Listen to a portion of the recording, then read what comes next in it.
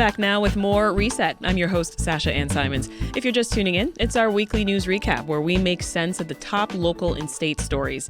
Now, before the break, we took a deep dive into the governor's race and last night's debate, but there is much more to get to. Run, Chuy, run. That's the message from the Latino Leadership Council to U.S. Representative Jesus Chuy Garcia as Chicago's mayoral race heats up. Chicago environmental justice and housing groups are urging Mayor Lori Lightfoot to comply with a federal investigation into zoning laws. Cook County is accepting applications for its Guaranteed Income Pilot Program. Mayor Lori Lightfoot proposes a budget she hopes will carry her to a second term. With us is Chicago Sun-Times Washington Bureau Chief Lynn Sweet, Monica Eng, Chicago reporter for Axios, and David Greising, president of the Better Government Association. All right, Mayor Lightfoot unveiled her nearly $16.5 billion budget for next year. Let's hear a little bit more on what she had to say on Monday. But as you know, budgets are not just math problems. They are and must be value statements. Value statements about how and why we invest, and importantly in this city, where we invest. What were the main takeaways of her budget speech, David? Well, I think the mayor made a good point there because you can just drown in all the numbers in a budget. And so the best way to think about them is to understand what does this say about this mayor and what she is trying to accomplish. And in this case, she made room for a $242 million payment toward pensions that was not required of the city. Mm-hmm. That's a strong statement there, and it's an important one. She also noted that she's got $1.9 billion in COVID relief, which is just great for all of us, but it also raises questions about, okay, next year if those COVID monies dries up, what does the city look like and what sort of answers does the mayor and those who will be running against her have for the future of the city's economics?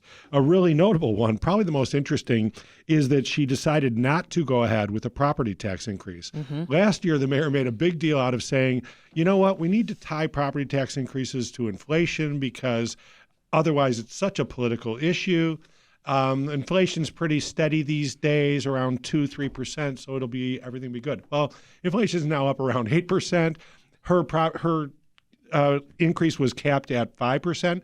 That would have led to an $85 million increase in property taxes as she heads into an election next year.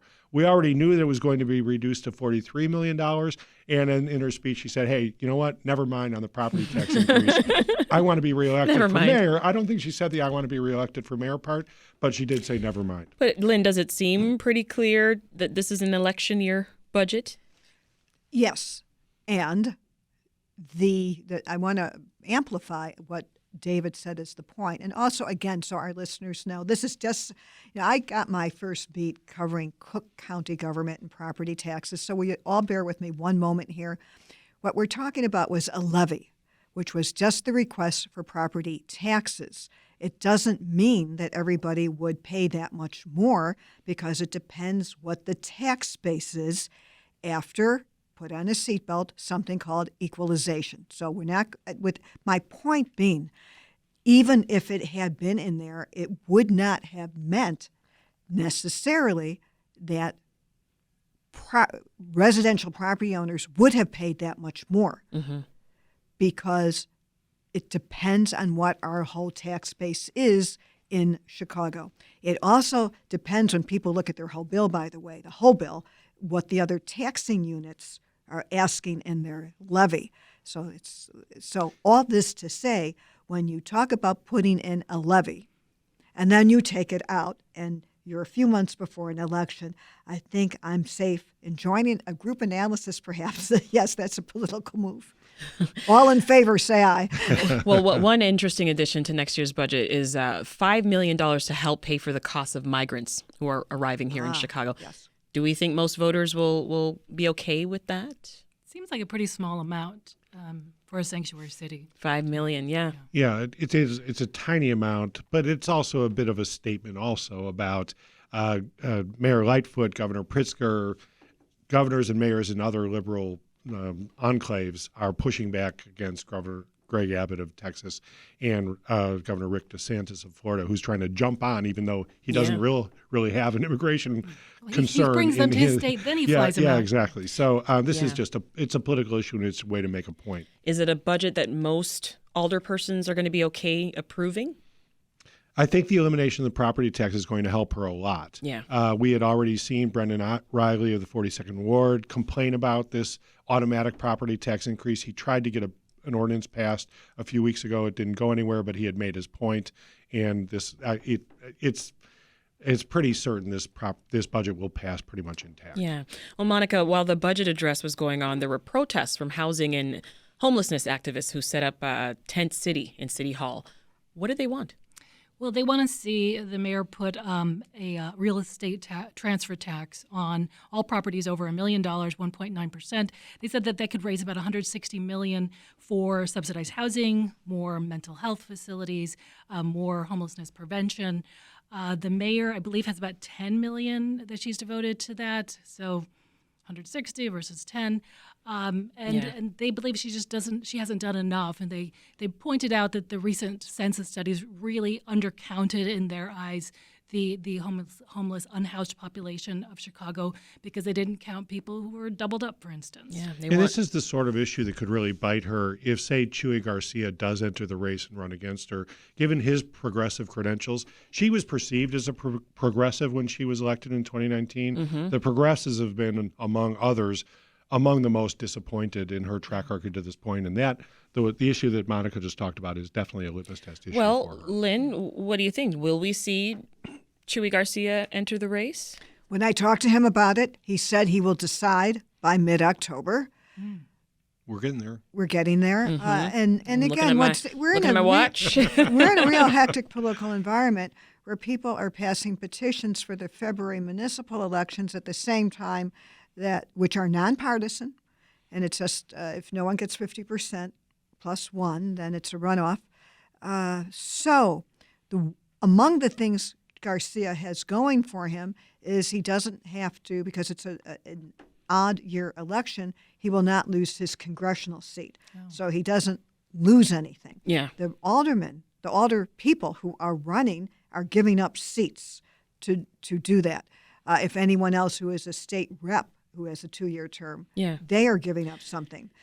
He also starts with with a robust campaign war chest and a nationwide network of fundraising. What he does not have by waiting is this Chicago Teachers Union has already come out with an endorsement. Oh, yeah. And that would be, the CTU is a powerful political organization, and for them not to wait when it's still, in my analysis, is pretty early, spoke volumes, and I don't know how this will influence Garcia, but it certainly isn't the clear path he might want if he runs, but not enough to have him not do it if that's what's in his heart.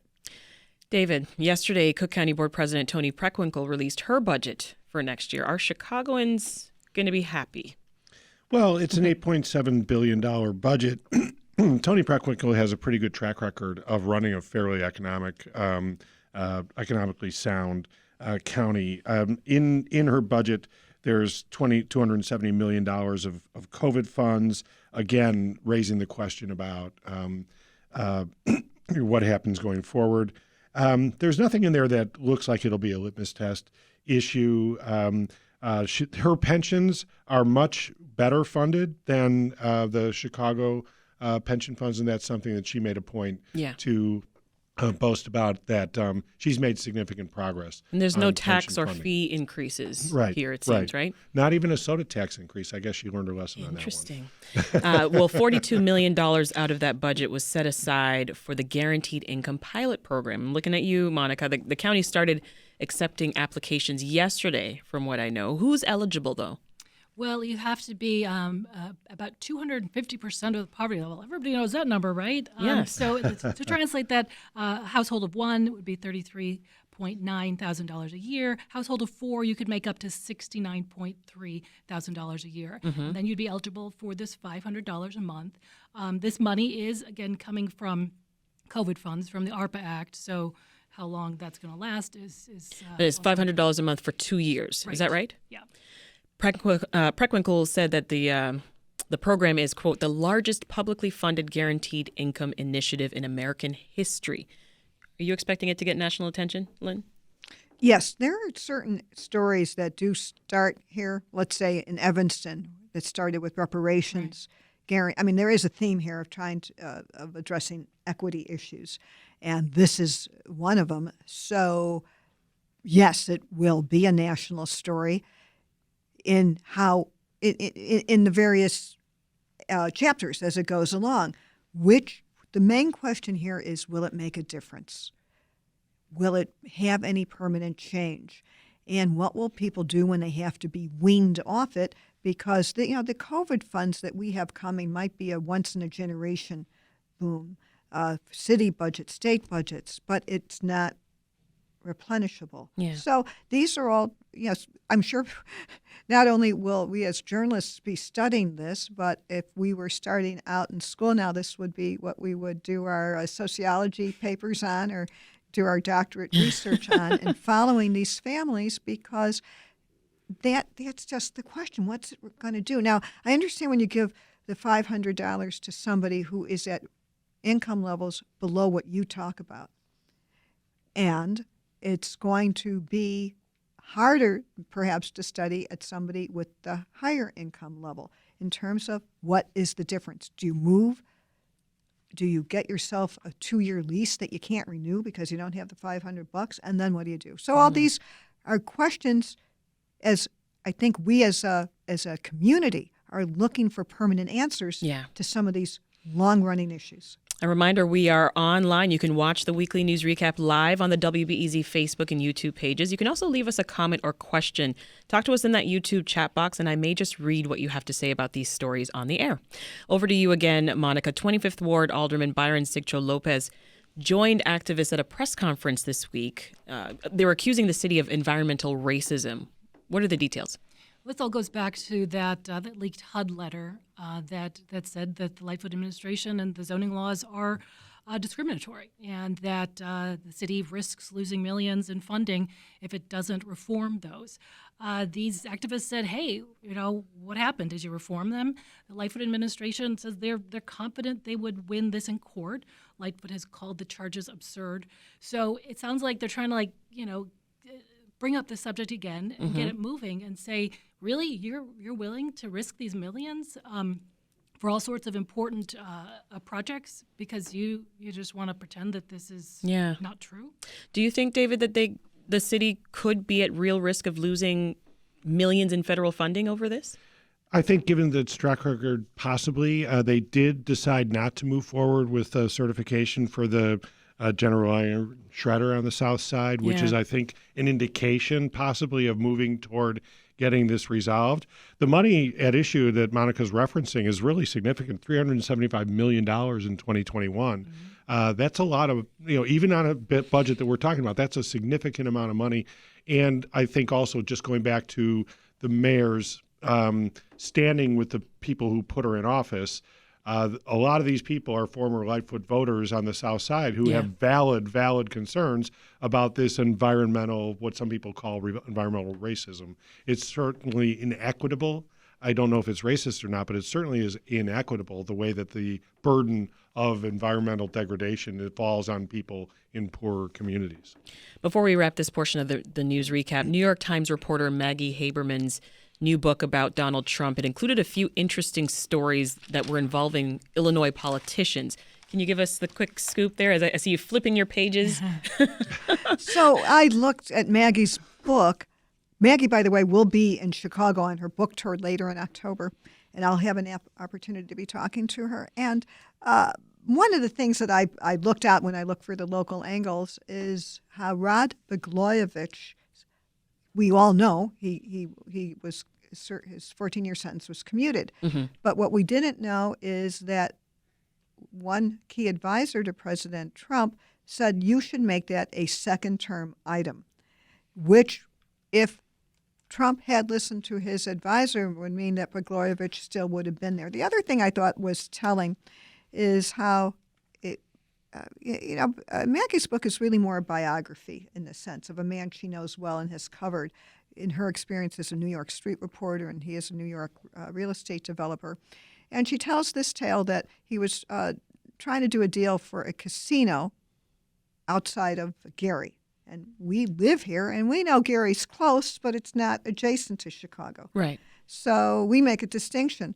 So, and if you live in the south suburbs, going to Gary isn't far, but it's not adjacent. You can't say it.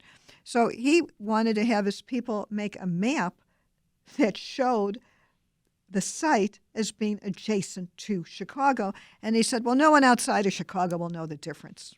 Did he use a Sharpie when he reached through these borders? Right. So, and actually what David's referring to is a famous episode in the Trump presidency where he used a Sharpie to revise Oh, I remember that. a hurricane map to correct the map so it goes with some misstatement he made.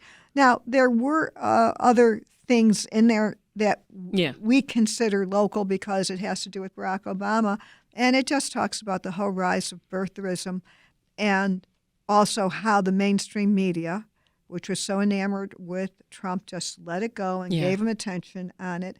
And there were some things that that weren't local, but were kind of, a look if you want to know that inside his bathroom in the White House, he put in Trump Hotel toiletries. Oh, boy. All right. On that note, Lynn Sweet of the Chicago Sun-Times, Monica Ng of Axios, and David Greising of the Better Government Association. We'll be back with more of the weekly news recap in just a moment. But first, Illinois Congresswoman Cheri Bustos is on a tour to discuss a new federal protection against workplace sexual harassment. Here's Araceli.